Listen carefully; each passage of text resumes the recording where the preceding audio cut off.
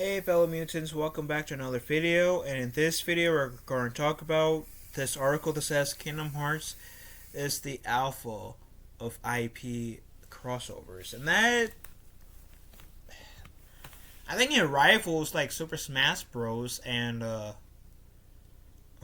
Fortnite, but let's see where this comes from.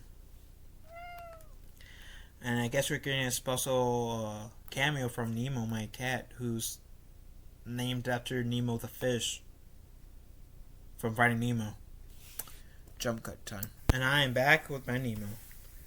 Okay, so let's get into this, shall we? These days, crossovers between IPs are all the rage. And it is admittedly a mixed bag. A thrilling, as it can often be, see three different eras of Spider-Man hang out with each other, or watch Master Chief ride the Iron Giant in the battlefield. What kind of shine does have the potential of losing its luster of more if you get it, But these things hit especially hard when you're young, and for kids who grew up during the 90s and 2000s, affection of the big IPs crossover likely began with one Kingdom Hearts. That's true, because I feel like back in the day, having IPs crossing over were not as, or crossovers were not as common as they were today. Back then, crossovers were more special than they are currently. And I feel like that's why Kingdom Hearts, or at least part of the reason why Kingdom Hearts got the boost that it did, because it came at an era where crossovers were not as common. It was more rare. If Kingdom Hearts 1 came out today, it could have worked. I mean, of course, the graphics would be more updated than it was in 2002. But I feel like it wouldn't, like, it probably wouldn't have taken as, like, big of a boost if it was released today, suppose it is back then. So Kingdom Hearts hit that sweet spot. If that makes sense. That's just my opinion. And I do love the Kingdom Hearts series, but that's just my opinion. Anyway, let's get going. Developed by Square Enix and originally a PlayStation 2 exclusive, the original Kingdom Hearts released on September 7th, 2002. Then Square Enix employees Shinji Hashimoto and Hironobu Sakaguchi, I do apologize if I mispronounce your guys' names, were discussing a 3D movement game to rival Super Mario 64, and they quickly realized the only thing they could match Nintendo Plumber would be Disney characters. Square and Disney were sharing official offices in Japan at the time. Hashimoto later pitched the project directly to Disney executive on the elevator. The game would be the directorial debut of Tetsuya Nomura, then a character designer for Final Fantasy VII, who was given the green light to direct the Hashimoto and Sakaguchi after he overheard their conversation. Despite all the Disney ideas, Nomura shot those down in favor of focusing on his own idea for the game to feature an original character with no restrictions on worlds to incorporate from then Disney President Bob Iger, and being informed by Hashimoto that the game had to reach the same level of success as Final Fantasy, Nomura and his writing team, who worked on some of the Final Fantasy games, got to work. I'm not saying their names because I don't want to risk butchering any more names that I already did. So Kingdom Hearts 1 focused on Sora, a teenager who dreamed of leaving his home of Disney Islands to explore new worlds. With his childhood, sorry, notification is killing me. There we go. With his childhood friends Riku and Kairi, when both of them were taken by a monster called the Heartless. By monsters called the Heartless. Sora endeavors to rescue his friends with the help of Disney characters Donald and Goofy. Armed with a Keyblade, Sora, Donald, and Goofy travel through multiple worlds based on Disney films. Olympus from Hercules to Deep Jungle from Tarzan, etc. To prevent the to meet with those film characters and prevent the films from being consumed by Heartless. Kingdom Hearts sold very well and is often cited as one of the best PlayStation 2 games ever. It's one of the best PlayStation games for sure. Beyond being a game of interesting with an interesting if stage hook, it came out blah, blah, blah, blah. Let me restart. Beyond being a game with an interesting if strange hook, it came out not long before the 2022 holiday season and became one of the top selling titles of the time of the year. I think they made 2002. Yeah, I think they made 2002 because 2022, the PlayStation system that's new for them is PlayStation 5, which is so hard to find because I don't even have a PlayStation 5. All my games you guys stream me play on this channel, my Phil, Team, and T channels, all been through my PlayStation 5. Kind of through my PlayStation 3, but for the most part, PlayStation 5. Critically, the game received pretty good praise, even as there was criticism about the gummy ship and the game's real-time combat system. In Japan, the game received a final mix, or what we would nowadays essentially call a complete and patched version that would later become the game default version when it was later ported on other consoles like the PlayStation 4 or Xbox One. Funny thing is, the first time actually for us Kingdom Hearts was ported over with the PlayStation 3 in the PlayStation 3 with the 1.5 and 2.5. Then it was also ported again PlayStation 4 and the other systems. I don't think it's on the PlayStation 5 yet. Is it on the PlayStation 5, Nemo? Yeah, I don't think so. Nemo's trying to hide his handsome face from you guys. Though various spin-offs, manga, and sequels with some lengthy development times, to be kind about it, Kingdom Hearts lives on to this day. The longer the series has gone and the bigger its mythology gets, remains a franchise that players love, even as they've made the grips with the stories of numerous characters' choice pretty clear. This is a series that is memorable in that even if you haven't played the games, you know it somehow. Whether it's through cultural ominous memes or its excellent opening by the Uta Hikaru, you've got a part of Kingdom Hearts in you. That's true. And fun fact: the girl who does the theme songs for the Kingdom Hearts series, I've heard, her hairstyle is what influenced Kairi's hairstyle and style in his Kingdom Hearts game. That's what I've heard. I thought that was pretty interesting when I've heard that. Then I look back to like her doing the music videos for each Kingdom Hearts theme song, and I looked at images of Kairi as I was looking at the theme songs, and I can see where they got the inspiration from after I saw that. So, okay, smart. If you guys don't believe me, but then all means, go look the East Kingdom Hearts theme song, right? The music video for the East Kingdom Hearts theme song, right?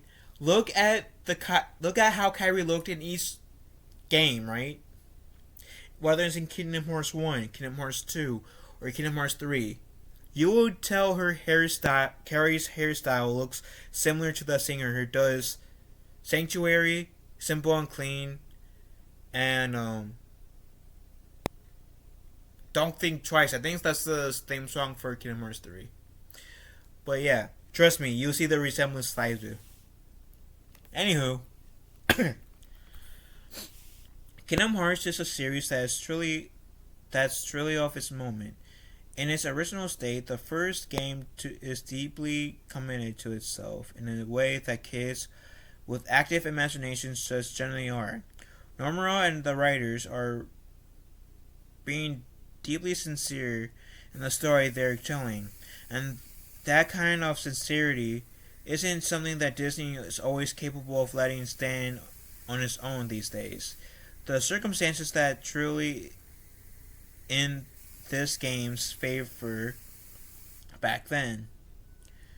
When it was released from Disney, when our release from Disney didn't feel like it was overbearing, and when Square Enix wasn't undermining its own games or going through a strange transitional period.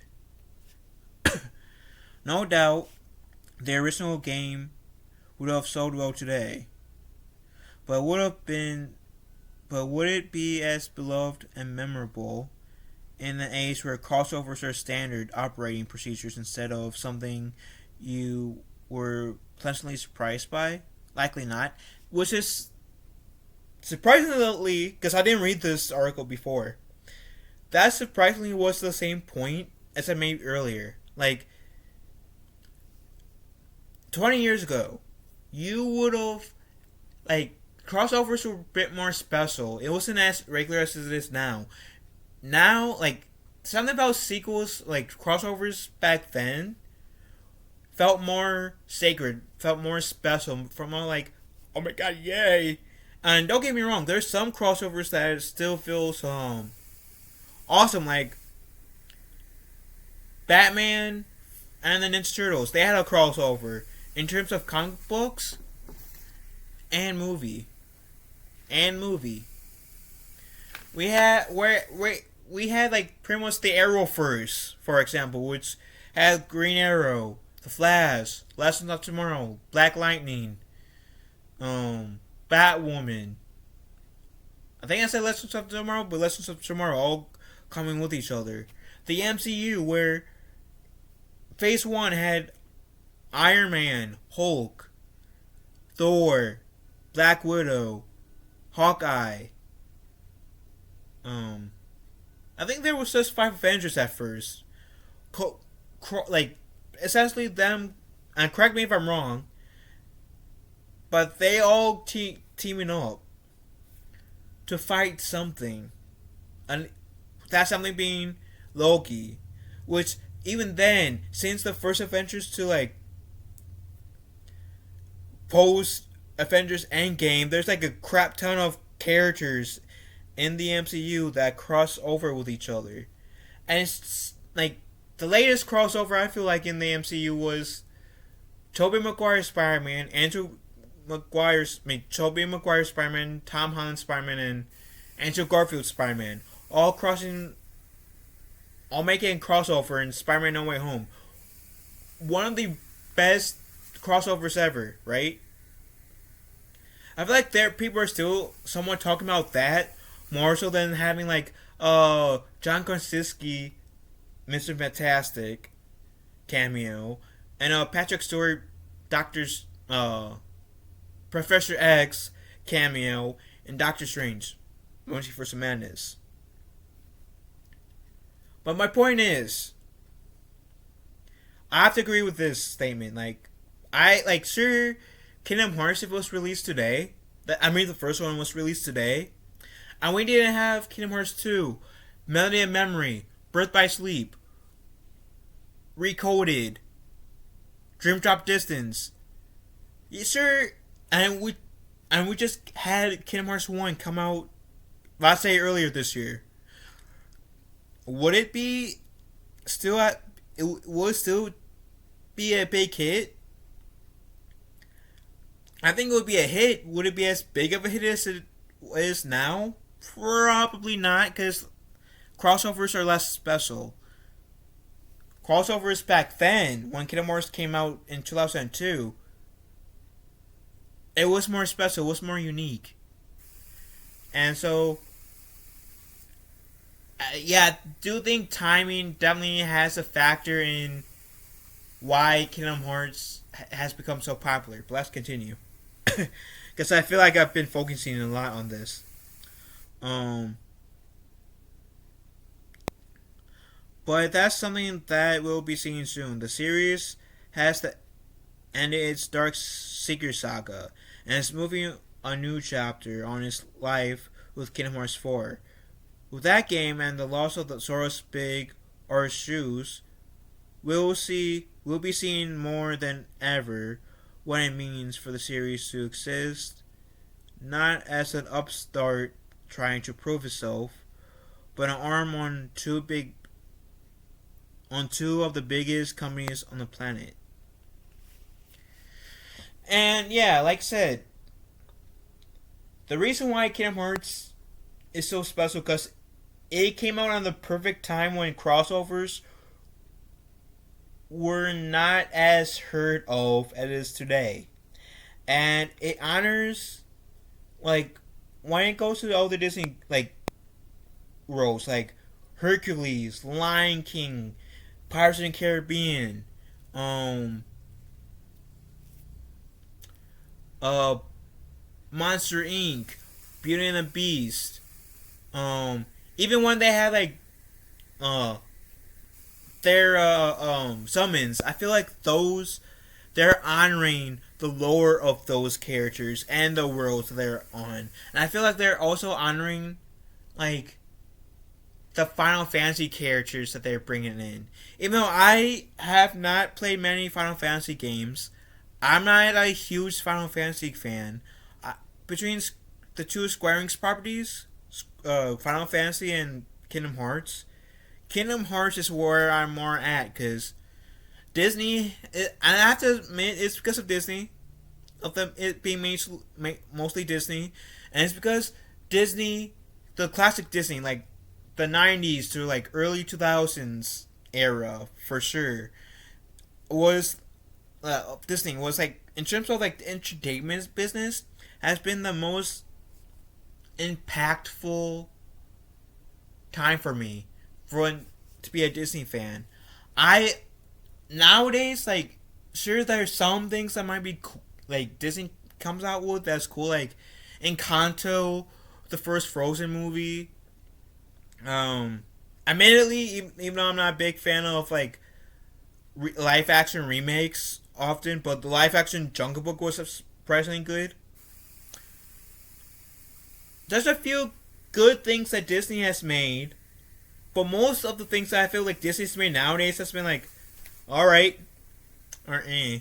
Like, you guys can do better. I mean, you guys had like about a decade or two straight of mostly good shows slash movies. I know you guys can do better with some of your projects, like not having to re-release everything, not having to re-release every single classic and readapt it or reimagine it onto the big screen. Yeah, I went there. But Kingdom Hearts. I'm really glad that Kingdom Hearts came, and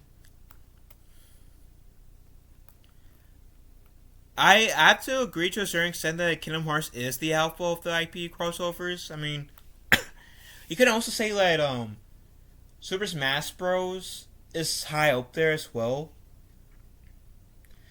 Super Smash Bros. And Kingdom Hearts are probably tied for me in alphas because Super Smash Bros. I so love.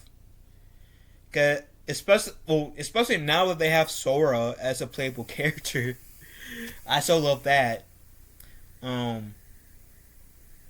And then you can say Fortnite gives Kingdom Hearts rival, but I don't feel like Fortnite is at the same level as Kingdom Hearts in my opinion, even though Fortnite is a pretty fun game. I have to say, if they ever put Sora or any of the other Kingdom Hearts characters in Fortnite, I would flip out. I would seriously flip out. And I would gladly buy the costumes on my main account and my secondary account. And I would do a crap ton of Fortnite streams on this channel too. Just as my Kingdom Hearts skins, if they ever do that. I'm just saying that right now. But, with that said, I should probably jet. I'm not 100%. I got the coof. I got COVID, so I should probably get some rest. I've been talking about I've been talking for like 21 minutes now, so I'm gonna shut up. Love you guys. Have a wonderful day. Be kind to one another. Let me know what you guys think about this article, which I will be posting, pinning in the pinned comments down below. Love you all. Have a wonderful day. Be kind to one another. And I'll catch you fellow Keyblade Kingdom Hearts fans later. Later, taters.